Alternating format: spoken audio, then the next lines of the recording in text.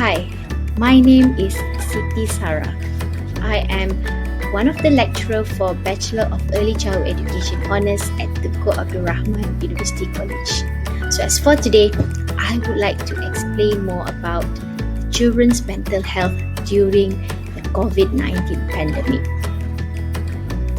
Many of us reminisce back to our lives before the COVID-19 pandemic and hope for things to get back to the way they were while we were simultaneously try to adapt with this new normal. The pandemic has affected our lives in numerous ways, but it is imperative that we should focus on our mental health. Many people have been reported about the fear and uncertainty about their own health, the health of their loved ones, their financial situation, and job outcomes, as well as tackling social isolation through the following public health protocols. So, as it has been noted that mental health is inclusive to all age groups and should leave no one behind in terms of spreading awareness. So with this being said, have you ever considered the effect that COVID-19 has had on children? We would say that children are unable to fully grasp the concept of their mental health and their well-being, but the pandemic has taken away the aspects of their life just like any other member of the community. We urge you to keep watching this video for some insight on the mental health of the children within our communities as you, as an adult, as an early childhood education practitioner, as well as parents and also caretakers, can help to ease children's experience.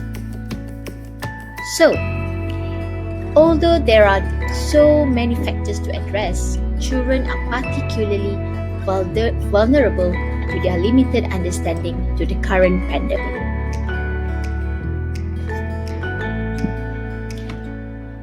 Let us have a look.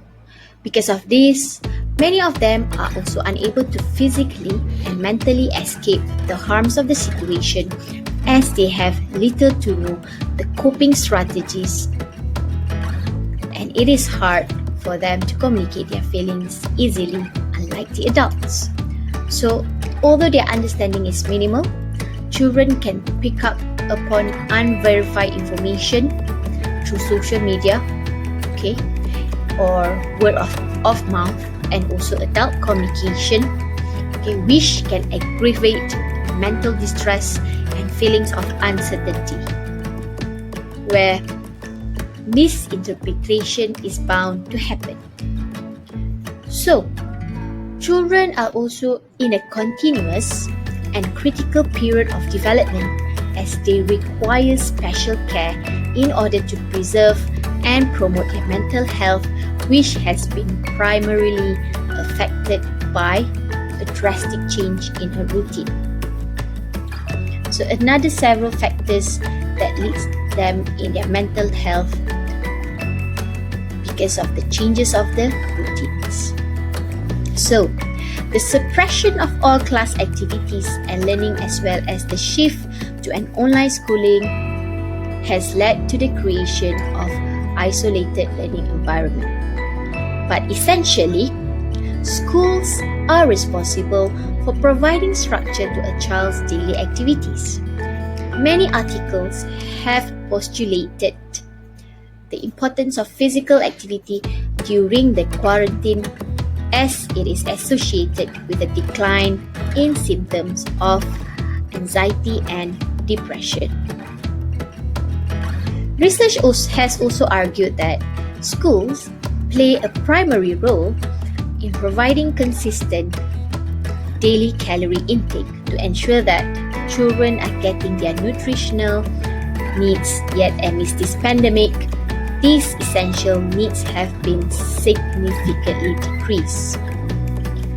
So, A nationwide study in Canada conducted by the International Journal of Behavioral Nutrition and Physical Activity found that children and youth were actually less active, played outside less, were more sedentary, engaged in more recreational screen time, and slept more in comparison to before the COVID-19 restriction.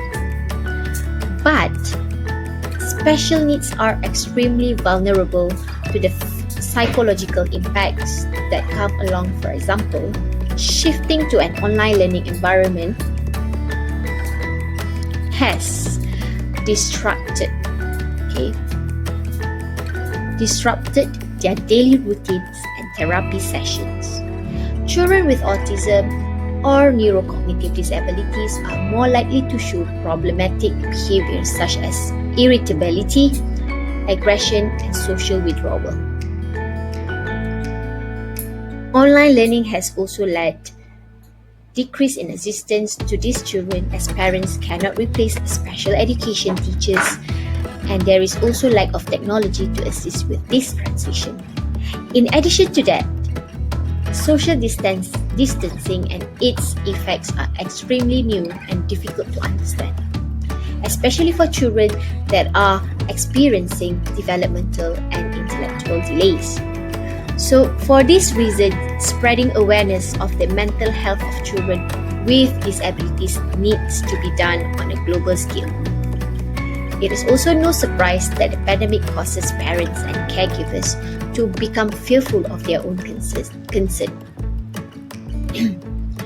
Research shows that fear can be contagious as children are sensitive to the emotional state of the adults that surrounds them.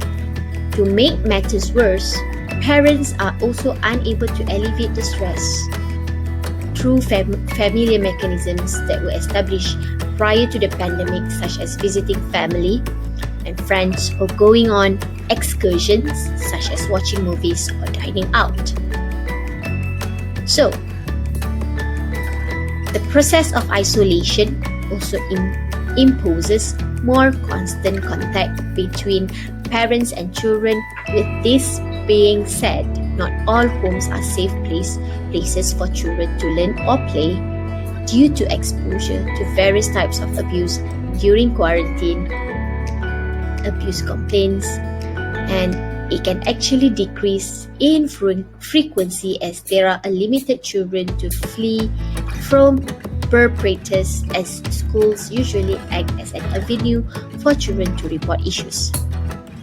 Regardless, the frequency of children experiencing abuse at home may increase due to the continuous contact with perpetrators in quarantine.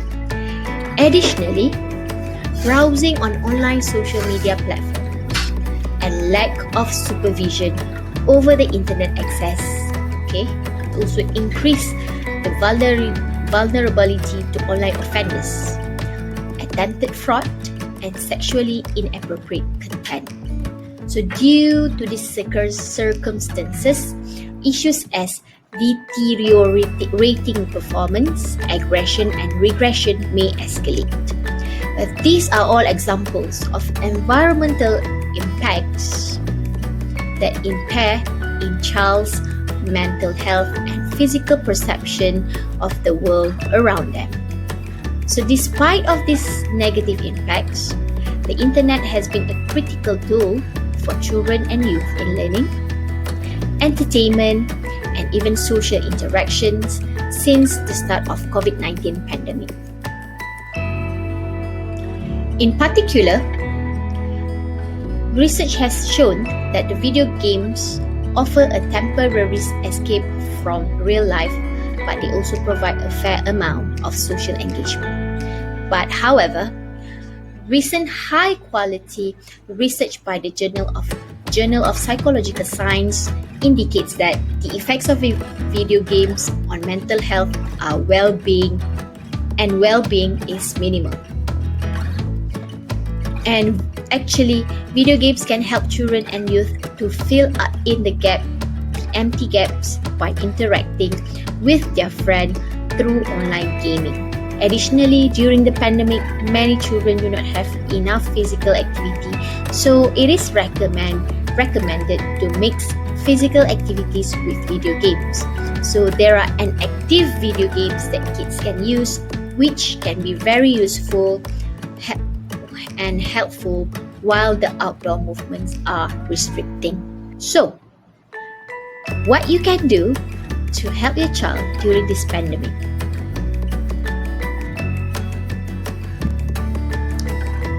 There are several avenues of support that can be offered for children to ensure that their mental health is being addressed. So one of the systems that is being used, provided by the hospital for sick kids, for parents and caregivers, where it is known as CARD system or CARD system. Help children when they cope in stressful situations. So CARD is an acronym for Comfort, Ask, Relax, and Distract. Comfort. Some other things.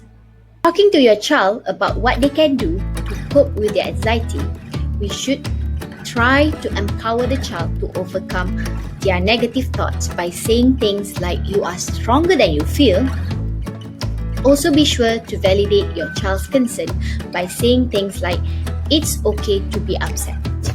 So this is something that we need to do to comfort the young children. So some other things that can be done specifically during the pandemic include limiting exposure to the media and news, being mindful of the conversations that you have around family members, and creating daily routines that give your child a predictability and control. Next, we have asking questions. By asking questions, your child is given an opportunity to open up some questions you can ask to your child. Include, what questions do you have? How are you feeling? Or what are your friends saying about this? And lastly, what fun things can you do today? Thirdly, the next thing that we have is relax. By relax, this means to do things that you and your child enjoy to help them feel more secure and connected. And this can be done by listening to a mindfulness or relaxation activity together, practicing positive self-talk, or engaging in an enjoyable physical activity. Lastly, a great thing to do is to distract. Try to call about things that are important to your child, such as sports, or dancing, or art. Some of the great activities include reading books, watching movies, playing board games, working on puzzles, or even helping your child with their homework. Using CARD, you can make a personalized system of your child to make their routines during the pandemic a little less difficult, and hopefully this benefits your mental health in return, because mental health, as being said earlier, is inclusive to all. Take care of yourself, and if you have any other inquiries about our Bachelor of Early Childhood Education Honours at Tunku Abdul Rahman University College, please check on our website www.tasi.edu.my. Thank you.